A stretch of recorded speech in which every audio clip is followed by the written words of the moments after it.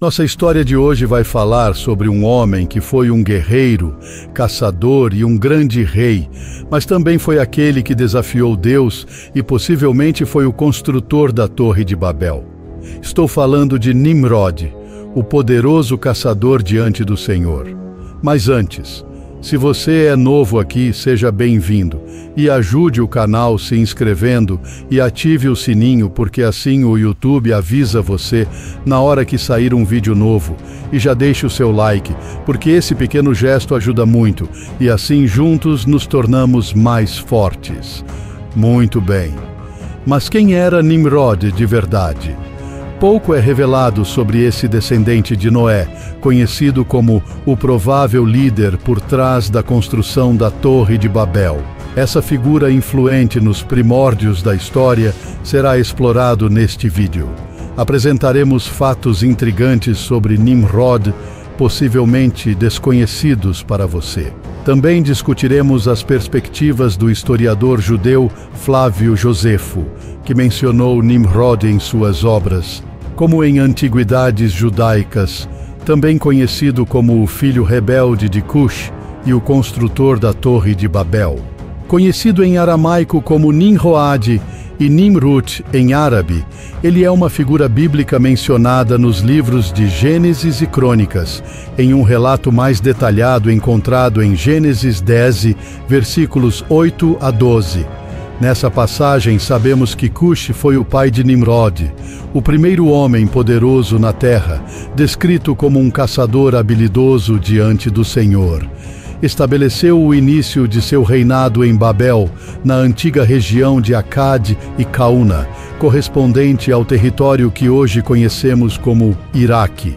Posteriormente partiu para a Assíria, onde ergueu cidades notáveis como Nínive, Rehoboth, Ir, Calá e Rezém, especialmente entre Nínive e Caua, formando uma cidade grandiosa. A sua grande influência e importância são evidenciadas em uma passagem que o associa à paz, mesmo diante da iminente invasão assíria. Há uma profecia que o identifica como um protetor diante da invasão assíria, onde 7 pastores e 8 príncipes dos homens se levantarão contra o invasor, defendendo a terra da Assíria com a sua espada. Esses relatos revelam Nimrod como um dos filhos de Cush, conforme descrito nos textos bíblicos. O território atribuído à Etiópia e ao Sudão representa áreas que exerceram influência sobre uma parcela significativa dos povos africanos. Nimrod foi o rei da antiga terra de Shinar, correspondente à região da Mesopotâmia. Além disso, é considerado um ancestral do povo sumério. A Bíblia descreve Nimrod, esse grande caçador, destacando sua grande influência sobre a terra. Em tradições posteriores e fora dos textos bíblicos, Nimrod foi associado à construção da famosa Torre de Babel. Segundo essa narrativa, houve uma confusão de línguas que resultou diretamente nesse empreendimento, levando à diversidade linguística e à separação dos povos e migração para outras regiões e formando diferentes grupos étnicos e linguísticos. Esta narrativa contribuiu para a reputação de Nimrod como um rei rebelde que se opôs a Deus. Segundo as Sagradas Escrituras, o início de seu reinado abrangeu cidades como Babel, localizada no Iraque, também conhecida como Uruk, Akkad e Cauna. Embora não seja explicitamente creditado como o fundador dessas cidades, é descrito como governante sobre algumas, ou possivelmente todas elas.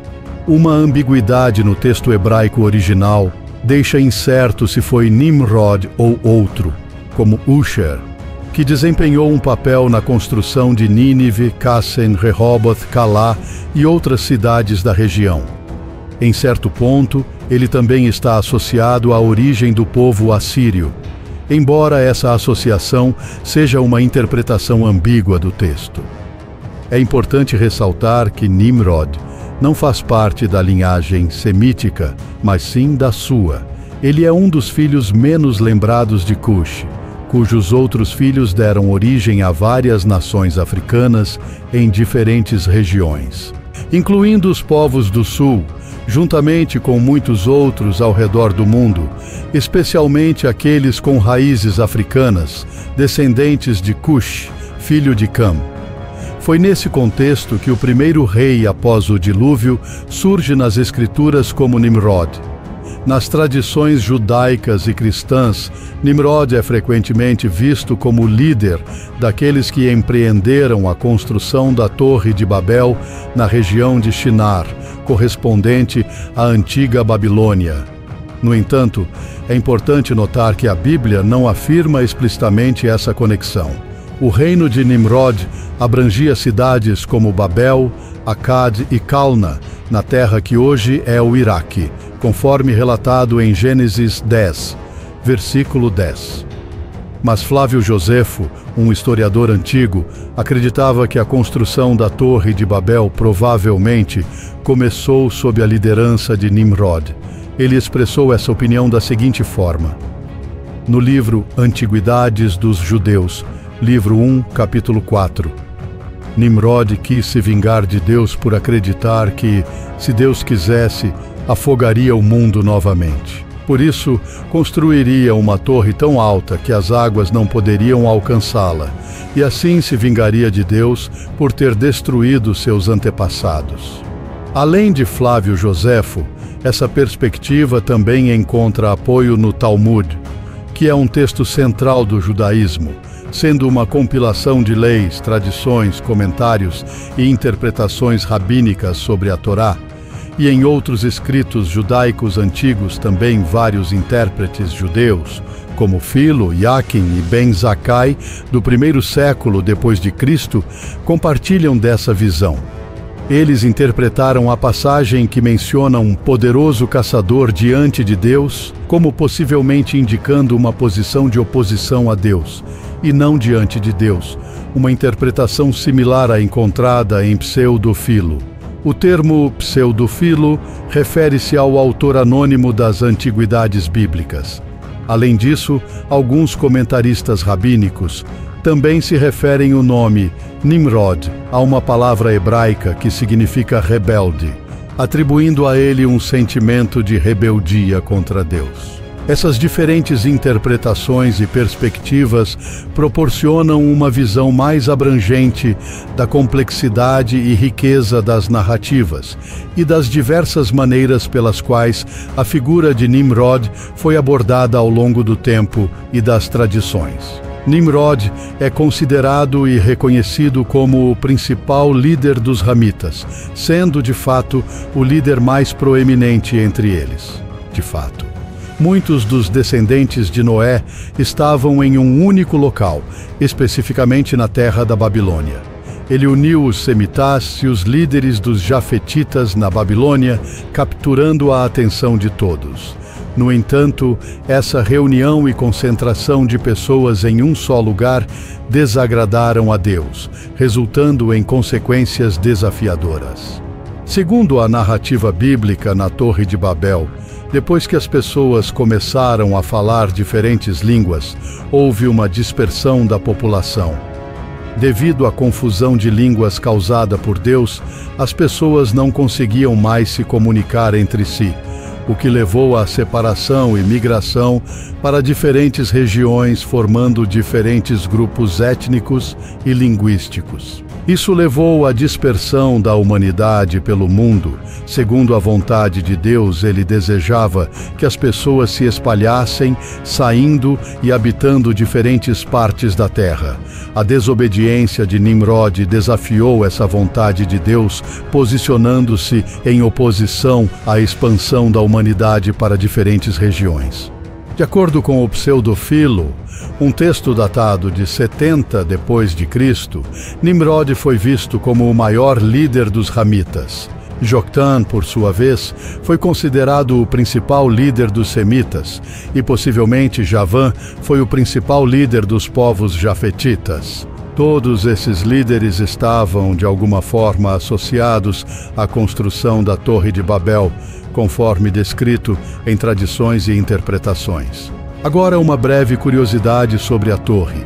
Em hebraico ela é chamada de Migdol, que quer dizer torre de vigia. A palavra Babel, derivada da origem Bavel, quer dizer portão de Deus.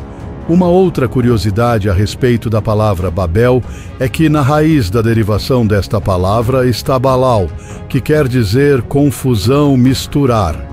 Na Bíblia, curiosamente, não aparece a expressão Torre de Babel. Ela é usada de maneira popular para fazer menção à torre da cidade de Babel. Mas o verdadeiro significado, tanto da torre como da cidade de Babel, é que ambos representam a ambição humana desde os primórdios da civilização. Nimrod também é reconhecido como um antepassado dos antigos sumérios, que se autodenominavam Cushitas, referindo-se a si mesmos como o povo do rosto negro. A lenda de seu reinado, vinculada à Torre de Babel, ganha espaço em mitos e narrativas, sendo reinterpretada ao longo dos séculos. Desde a Bíblia até obras como Katab el-Magal e outros registros antigos, sua presença se destaca, mas é nas entrelinhas desses textos diversos que a complexidade de sua figura ressoa, desafiando a compreensão ao mesmo tempo em que encanta e intriga os estudiosos das antigas histórias da humanidade. Nimrod permanece um enigma. Suas muitas faces continuam a alimentar debates e interpretações, perpetuando-se através do tempo como um símbolo de poder, liderança e mistério. E agora que já sabemos sobre esse homem que foi um grande caçador e governante da antiga Babel, isso nos prova o quanto é bom nos mantermos informados sobre muitas das histórias da Bíblia, porque o conhecimento sempre é bom. Quero agradecer a você que chegou até aqui e pedir a sua ajuda para curtir o vídeo e me fale. Você está firme na presença de Deus? Quero muito saber. Mais uma vez, muito obrigado, um grande abraço e fique com Deus.